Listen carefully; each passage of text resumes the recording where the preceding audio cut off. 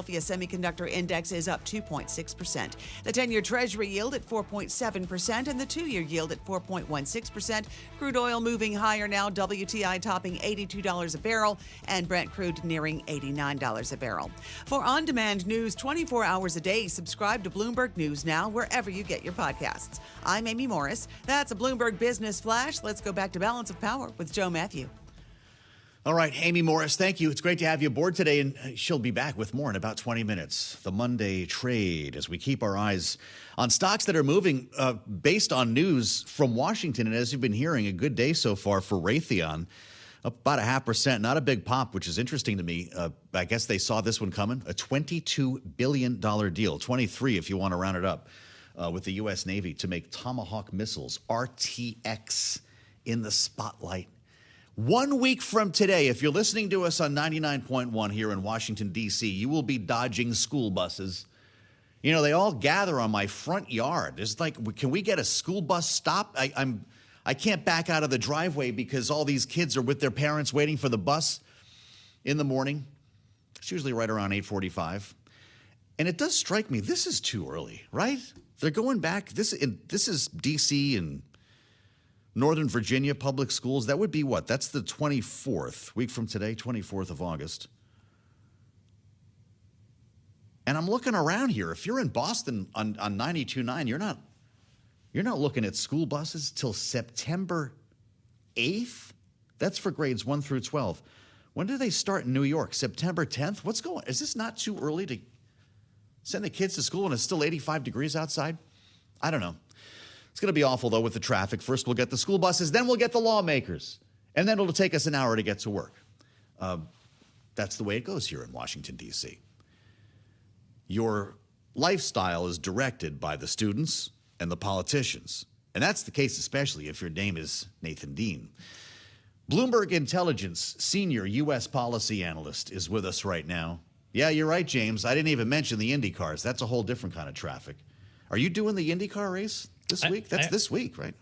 Maybe. We'll see. I mean, my kids, it depends on the weather. If it's 95 degrees outside, I'm not coming down here. Probably will be. So, yeah, half of us couldn't get to work there. They have welded the manhole covers down. You see them doing this? And they've shut down half of the city. Yep. So I can't get across Constitution Avenue to come to work now. No, there's a big truck in front of the African-American, big National Guard truck there, and that's exactly where I turned left. So, I mean, is that true? Yeah, so right now, still fingers crossed, I'm good. But, man, if there's any more, I'm in trouble. I'm supposedly going to be on a rooftop on Sunday looking down at this race. I don't know if I just don't know how to get there. Yep. We'll, I guess, deal with it. You have a note with some inside tips that comes out end of the week. You're putting that out this week? I'll wait for it. Okay. You want to know where to go to the bathroom in D.C.? Subscribe to Nathan Dean's Note. He's, of course, worth a lot more than that, which is why people have been calling Nathan with a huge question recently. And again, this is what Nathan does for a living. Terminal subscribers get incredible analysis out of this man, which is why we drag him in here every Monday. Capital gains. Yep. They're drooling over this idea, right? It's not even real. Yep. Larry Kudlow said it. Yep. And there's a thought that President Trump could go there in a sort of closing message for the campaign. What are you hearing? Yeah, well, so, I mean, we were getting a lot of people, strangely enough, a lot of them from New York City, but, you know, obviously these are just, you know, clients calling in on their personal questions here. But obviously the idea is, are we going to see President Trump make a statement to try and reduce capital gains or eliminate or do something with capital gains? Indexing is what they were suggesting. Indexing ahead of the midterm elections. And the story to our clients is that there is not much President Trump can do unilaterally.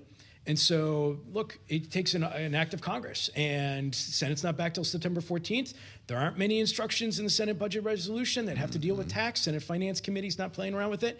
And so it's one of those things where it's just there's really nothing that they can do before the midterm elections on this. So how about that? If you see an executive order, because remember, President Trump's going to be limited by legislation, so I wouldn't be surprised if he decides to move forward with something, he'll put out an executive order, but in the words of that executive order, it will be like, I shall direct agencies to do this, or I will ask people to work with Congress to do that.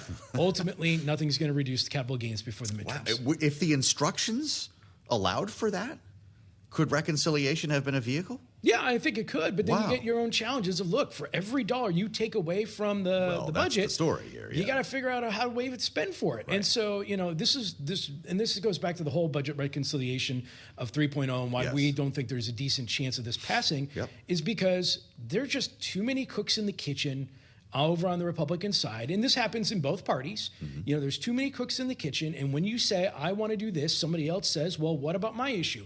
What about my issue? Oh, the Senate parliamentarian says you can't do that. It's just going to be a real challenge. So if reconciliation does occur, it's going to be a lame duck issue. Okay. But as Patrick Henry has said on your program before, lame ducks aren't lame ducks, they're dying ducks. Don't have great expectations for a lame duck period. Isn't that the truth? Wow. Especially this time around, right? I mean, nobody's getting along here. Clarity is another potential casualty. You've been a contrarian, Yep. seeing a path. The bankers are freaking out right now about what's going to happen next, and we're told that there's a massive last-minute lobbying push underway. I thought this had been hammered out when it came to stablecoin yield months ago, but you reminded us very quickly that it had not been. We've got ethics language that nobody's happy about. How do they pull it out of the fire? So let's start with the stablecoin rewards program. Yep. So, there was a deal between Senator Elsa Brooks and Senator Tillis Yes. over stablecoin rewards. Within the last, say, 48 to 72 hours before they left for August recess, a number of bank-allied GOP senators came out and started asking questions. That is not the time to revisit the stablecoin rewards program. Months later. Yeah, exactly. And so right before you vote, when you have certain people coming out and saying, look, not sure I really agree with this, that derailed the issue pretty quickly. Wow. On the ethics language, they never got to the point where there was clarity, or pardon the pun, there wasn't a point where they actually came to an agreement. So what I'm looking forward to between now and when the Senate comes back on September 14th, and I just dropped my odds from 60% to 40%. You did? I did. Oh, man, I buried the lead. So I dropped my odds from 60% to 40%. I owe my first Bloomberg Coffee client tomorrow. For real? Because I give Bloomberg Coffees to clients if I get a call wrong. Yes. But the reason At being high is cost. I'm not hearing anybody negotiating. So the question I'm asking myself is, if you couldn't get a deal done within the 24 to 48 hours before everybody left for August recess, and people aren't negotiating, when are you going to start negotiating so you can get a deal done before September 14th? Because Majority Leader John Thune filed cloture on September 15th. If they don't do anything, why is there all of a sudden a deal going to come together at the last minute? Wow. I'm not seeing it. Gee whiz. All right. If you're just joining us, did you hear that? Nathan Dean went from 60 to 40 on clarity. Is it true that lawmakers go home for recess and they're getting the phone calls and the meetings with their community bankers who are freaking them out even more about this? Yes, absolutely. The community bank issue is really important here because we're talking about deposit flight. That's the fear. That's the fear. And then what the community bankers will say is that because Nathan took $100 out of his community bank and he put it over in a stablecoin reward program, that's $100 less of deposits that I have that I can go out and lend to small businesses.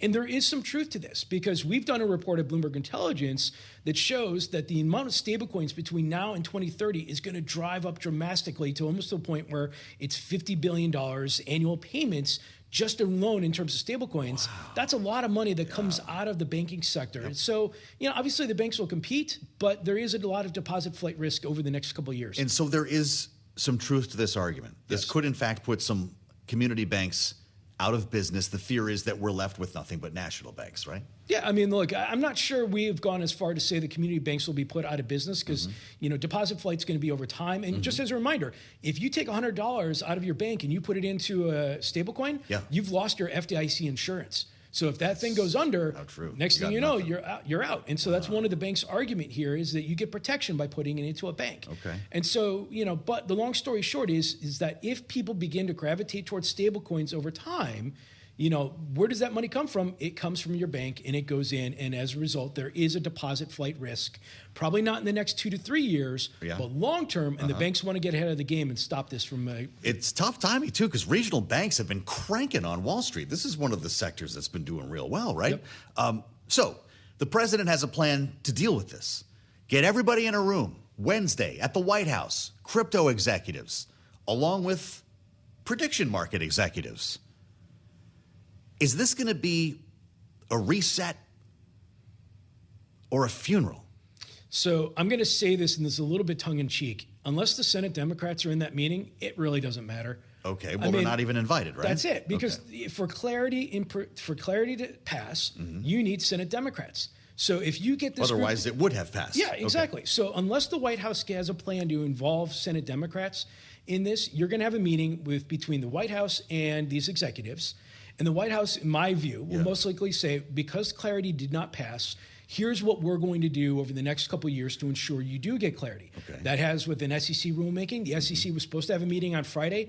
They were supposed to put out a proposal on this. They didn't. The CFTC is reportedly working on some stuff. So there is clarity, but that clarity only lasts until January 20th, 2029.